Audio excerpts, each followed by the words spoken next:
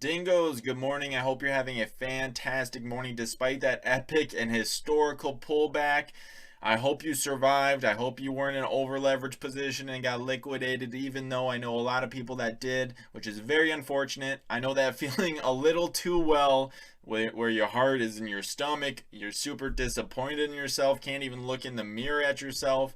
I know that feeling. It's a terrible feeling, but guess what? Go to the gym, get a sweat in, get your mind off it. That always works for me. Also, focus on the present and what you can do in the present to change the future and make up for all the mistakes that happened in the past, right? You can make up for it. And today's episode's all about uplifting your spirit and how to make that up. So let's jump right in. We're talking about Bitcoin, Ethereum. Bitcoin is bullish as fuck right now, by the way. Although we might consolidate for a little while longer. At the end, I want to bring up some altcoins that are making big moves, so make sure you stay tuned. And let's jump right into it. Mr. Ryan Adams says pullbacks are normal. It never goes straight up. Yes, we're still in a bull market. Of course, we're above that 20-week moving average. 20-week moving average is the main indicator distinguishing bull market and bear market, right? Let's move on to all the liquidations that happened today. $4.1 billion in the last 24 hours. Absolutely insane. $2 billion happened on Binance. And if you think this is just natural, I know Bitcoin's very volatile, but guess what?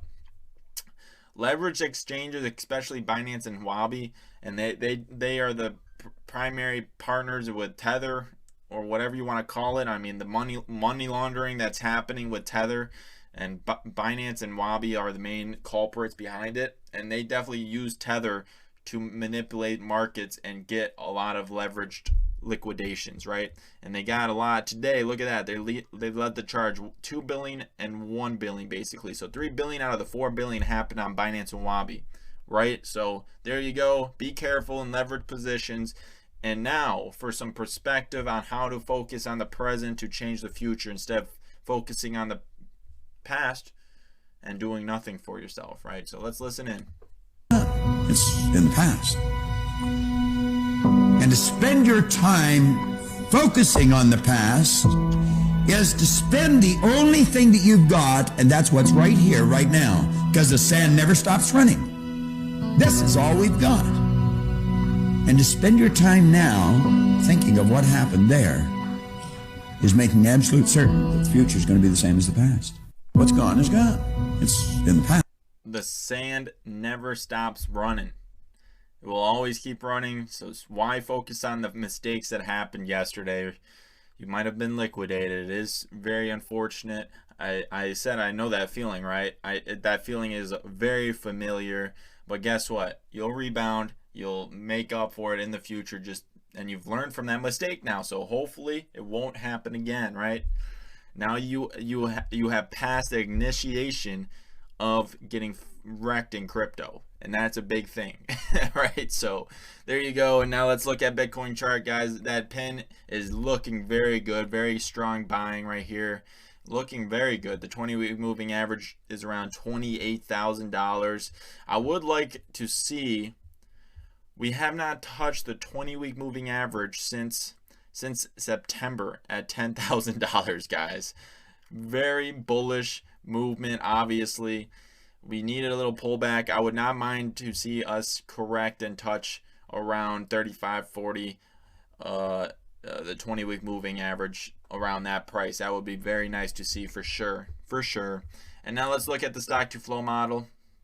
Once again, fair value is objectively 90,000 until the next Bitcoin halving, which obviously is in May of 2024. So we have a little bit, but objectively until then, fair value is $90,000, $90,000 to $100,000. Does that mean we can't go well above it? Of course not, and I think we will go well above it. But once again, we will correct and consolidate around that $90,000, $100,000 price target, and we could potentially go well below it too. So keep all that in mind. And keep your leverage positions responsible, because as you can see, we might go up to 200 and then correct down to 30,000. That's very possible. So be prepared for it. Okay, now let's talk about some bullish news. Apple. Okay, so Apple could take advantage of this pullback, accumulate Bitcoin, also integrate Bitcoin and crypto wallets, and have financial services and crypto financial services. I feel like that's an obvious and logical play for Apple, and I would not be doubting that they are trying to implement something of that sort right now. Right now, because I mean, Cash App is getting way ahead of the game and they're falling behind, and obviously corporate game theory is something that is just naturally happening all the time. And if one of their competitors is gaining an advantage because they're in a certain industry and that industry is crypto, they will eventually have to jump on the boat. And once again, they could have a crypto wallet, a crypto bank where they use crypto and use collateral. They already have a Apple credit card, and they could incorporate crypto into that as well, which would be that would be front running the market to such a high degree. And also, I remind you, they could very easily get about 200 million users to adopt their wallet, their crypto wallet, their crypto exchange, their crypto bank, etc., right? So, and RBC, the Royal Bank of Canada, said therefore the potential revenue opportunity would be in the excess of 40 billion a year if they implemented crypto financial services, right? As well as they even could put it on their balance sheet, right? So there's a lot of opportunity for Apple to do this, and I would not be surprised if they're implementing that or trying to implement that right now, and they're just keeping it on the down low. But anyways, let's move forward into Michael Saylor, because he's been making huge moves. And I like this a lot because it just puts in perspective how terrible the US dollar is, and how a lot of big companies and corporations could play it in a similar fashion that how MicroStrategy has been playing it. But let's go ahead and read what he says. He says, what happens when all the publicly traded Bitcoin miners stop selling Bitcoin and start buying it to hodl, using publicly issued equity and debt to cover their expenses? Bitcoin stock to flow goes to infinity, then it goes negative. And you could also do that with putting Bitcoin on your balance sheet for companies, right? Issuing notes and debt at 0% or 1% and buying Bitcoin with it, right? Very easy, and that's exactly what Michael Saylor and MicroStrategy has been doing. As you can see here, let's listen into this. Absolutely insane what he has to say in this little video. Let's listen in. And then we borrowed $650 million. And last week, I bought $1,000 worth of Bitcoin every second in the evenings and the weekends. And I bought $2,000 worth of Bitcoin every second during the day. All I did was... So that was you! So that was you that bought the price. $2,000 a second. And you didn't... I was not a green candle. The green candles were other guys. They were like crazy futures traders. I was just the guy that was just lurking there buying 1,000 to 2,000 a second. Well, so we do that, and now we have $1.6 billion worth of $1.6 billion worth of Bitcoin. Holy smokes. MicroStrategy and Michael Saylor is an absolute beast. $1,000 to $2,000 a second.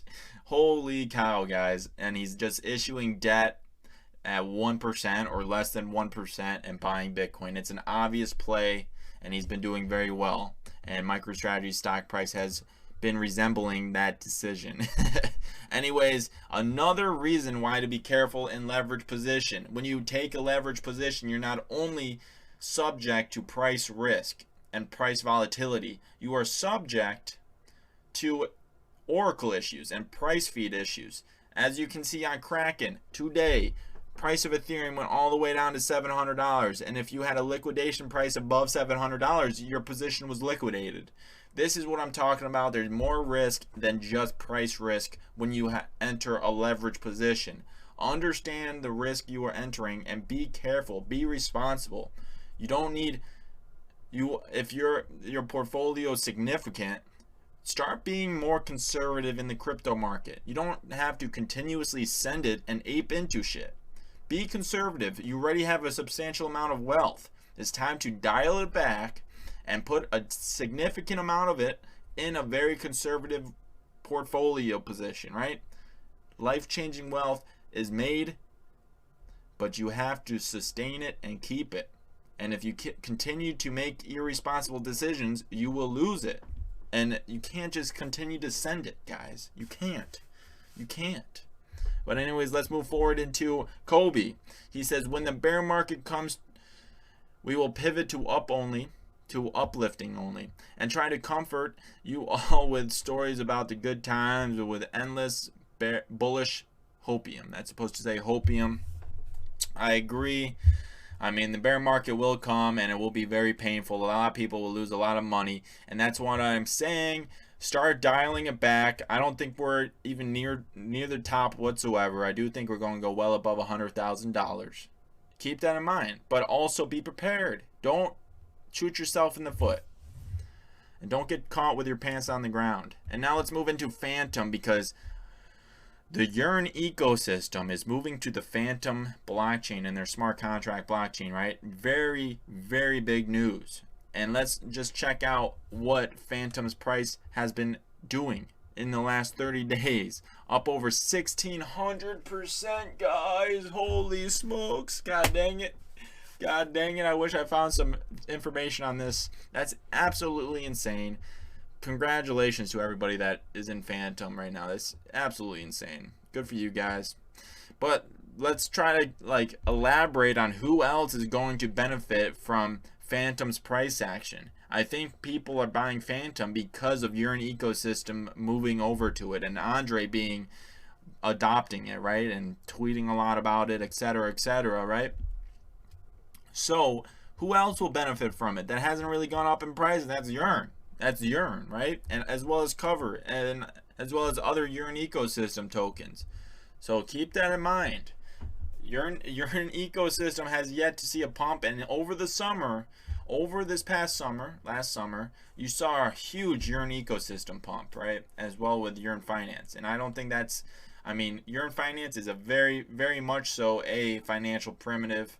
I do hold a lot of Yearn ecosystem tokens, and I mean, I've been holding them for a long time, so I've done well, but it hasn't pumped in this altcoin market very much. Cover Protocol has done well, but that's beside the point.